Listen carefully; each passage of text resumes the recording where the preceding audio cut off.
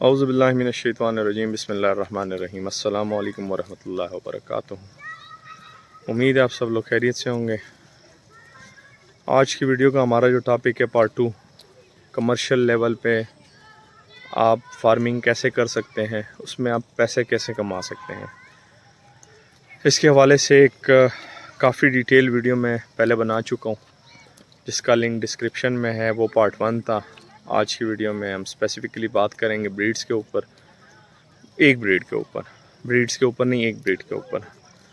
तो ये part 2 video में बनाने जा रहा हूँ। देखिए, कमर्शियल लेवल पे मोस्ट इम्पॉर्टेंट जो चीज़ें हमें जो रिक्वायर होती हैं, सबसे पहले हमें चाहिए एक शेड, जगह, शेल्टर, जहाँ पे हमने जानवरों को रखना है पूरा साल।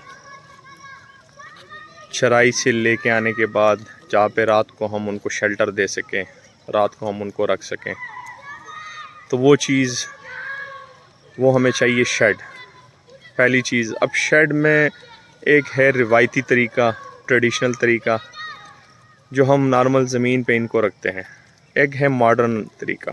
फिर मॉडर्न में भी 2 टाइप्स है, एक सेमी मॉडर्न है, एक फुली मॉडर्न है। सेमी मॉडर्न में क्या होता है, एलिवेटेड शेड आप बनाते हैं लकड़ी के पट्टों के साथ, और लकड़ी के पट्टे जब आप इसमें इस्तेमाल करते हैं तो वो 6 महीने साल बाद ख़राब होकर दोबारा से चेंज करने पड़ते हैं।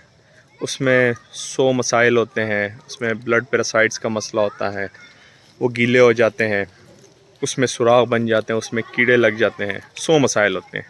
एक है फुली ऑटोमेटिक तरीका, प्लास्टिक स्लेटेड फ्लोर जिसको बोलते हैं। प्लास्टिक स्लेटेड फ्लोर से क्या होता है, प्लास्टिक स्लेटेड फ्लोर में हमारे पास ऐसे पैलेट्स होते हैं जो कि तकरीबन 18-20 साल 25 साल आराम से चल जाते हैं, जिसमें किसी किस्म के कोई ब्लड पैरासाइट्स नहीं लगते, बीमारियां नहीं लगती, कोई जरासीम उसमें नहीं आ सकती, उसमें किसी किस्म के कोई भी कीड़े वगैरह नहीं पड़ते हैं, और उसमें हम ऑटो ड्रिंकर लगा लेते हैं। फीडिंग का बड़ा अच्छा एक सिस्टम माहौल हम देते हैं, उसको कहते हैं मॉडर्न फार्मिंग। अब ये तो सिर्फ शेड की बात हो गई। तो मॉडर्न फार्मिंग में ये एक चीज़ हो गई, शेड का बंदोबस्त आपने कर लिया, सही तरीके से आपका शेड जो है वो आपने तामीर किया, एलिवेटेड शेड मॉडर्न फार्मिंग में। क्योंकि देखें, इनकी जो रिहाइश है उसकी बहुत बड़ी अहमियत है। चूँकि रिहाइश में इन्होंने 12-14 घंटे, 16 घंटे, सम टाइम जब बारिशों का सीज़न होता है तो फिर ज़्यादा टाइम के लिए वो उसी रिहाइश के अंदर रहते हैं। तो उस दौरानिए में क्या होता है कि अगर आप इनको रिवायती तरीके से, ट्रेडिशनल जो हमारा तरीका चलता आ रहा है, उस तरीके से रखेंगे तो जगह गीली हो जाती है, जिसकी वजह से बीमारियां पैदा हो जाती हैं और जानवर हमारे बीमार हो जाते हैं, और लाखों हज़ारों रुपए के हमारे जानवर जो है वो एक्सपायर हो जाते हैं, मर जाते हैं। तो सबसे बेस्ट है कि एलिवेटेड शेड बनाएं, प्लास्टिक पैलेट्स फ्लोरिंग के साथ बनाएं, एक बार ख़र्चा करें, अच्छी जगह पे पैसा लगाएं, सस्ता रोए बार बार, महंगा रोए एक बार, वो वाली बात हो जाएगी। और उसको जो आपने शेड बनाना है, उसकी छत की हाइट आप कोशिश करें कि ज़्यादा से ज़्यादा हो। छत की हाइट की मैं बात कर रहा हूँ। जो फ्लोर शेड आपने बनाना है, एलिवेटेड शेड बनाना है, उसकी हाइट कम से कम 5 फुट 6 फुट रखे। इससे ज़्यादा आप रख सकते हैं, लेकिन 5-6 फुट जो है वो ठीक है। 6 फुट तक हो तो सबसे आइडियल है, नहीं तो 5 फुट तो मिनिमम इसको आपने देने ही देने, लाजमी। छत की मैंने बात आपको बताई, रूफ़ इसका काफ़ी आप कोशिश करें कि ऊंचाई पे हो छत जो है शेड का। शेड आपके ऐसे एरिया में हो जहाँ पे आपके बंदे मुलाजिम लाजमी हो, रात को आपके पास सिक्योरिटी के लिए कुत्ते वगैरह लाजमी हो, ताकि आपसे कोई चोरी चकारी ना कर सकें। कैमरे आप कोशिश करें वहाँ पे इंस्टॉल करें, सिक्योरिटी CCTV कैमरे आप इंस्टॉल करें, जिसका एक्सेस ऑनलाइन आपके पास हो। आप दुनिया में कहीं भी बैठे हो, आप उसको देख सके कि आपके फार्म पे अभी क्या हो रहा है, आया उस पे काम हो रहा है या नहीं हो रहा। इसके अलावा फिर बात आती है शेड की सबसे मोस्ट इम्पोर्टेंट, दूसरी जो बात आती है फिर इसके चारे की बात आती है कि चारे में हमने इनको क्या देना है, क्या खिलाना है। ये फिर अलग एक चैप्टर है, इसके हवाले से हम दूसरी एक वीडियो बनाएंगे। लेकिन अभी हम मेन टॉपिक की तरफ आते हैं कि ब्रीड कौन सी होनी चाहिए। देखिए, ब्रीड के हवाले से मैं पिछली वीडियो में एक्सप्लेन कर चुका हूँ काफ़ी, कि ब्रीड आप कोशिश करें वो रखें जो आप के एरिए में आप उसको मैनेज कर सकें, आप चराई करवा सकें। उनके बच्चे 3-4 महीने के हो तो वो आप आराम से सेल कर सकें। ऐसी फैंसी ब्रीड अगर आप रखते हैं जिनके बच्चे आपका ज़हन है कि लाखों रुपए के मैं सेल करूँगा, तो फिर ये आपका काम नहीं चलेगा। 1 लाख, 2 लाख, 5 लाख के कोई 1-2 बंदे आपके पास आ जाएंगे, क्लाइंट्स आ जाएंगे, वो आपसे ले लेंगे। लेकिन ज़्यादा आपके पास क्लाइंट भी नहीं होंगे और आपकी चीज़ सेल भी नहीं होगी।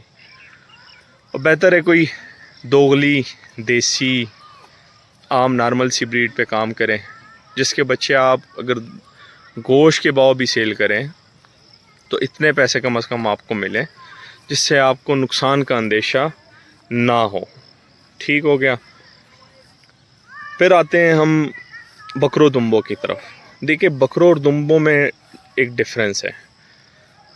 जहाँ तक दुम्बों की ब्रीड्स हैं, दुम्बों में कोई भी ब्रीड आप उठाएं, उसमें आप ज़्यादा नुकसान नहीं करते हैं और वो आपको ज़्यादा तंग भी नहीं करते हैं। वो नॉर्मल चराई करते हैं, ग्रेजिंग करते हैं और अपना पेट भरते हैं। छोटी सी जगह पे भी, कम जगह पे भी वो अपना पेट भरने की कोशिश करते हैं। अब ये देखें, ये इस वीडियो में आपको दिखाई दे रहा होगा, ये दुम्बे सारे बच्चे भी, ये बड़े भी हैं। ये कर रहे ग्रेजिंग, नीचे ज़मीन से मुंह लगा के खा रहे हैं और अच्छे तरीके से खा रहे हैं, ठीक ठाक खा रहे हैं, अपना पेट भर रहे हैं, इधर उधर नहीं भाग रहे हैं। कोशिश इनकी यही होती है कि झुंड की शक्ल में एक जगह से खाते पीते हैं। और जहाँ पे हम हाथ से एक घास को नहीं काट सकते, वहाँ से ये अपना पेट भर जाते हैं।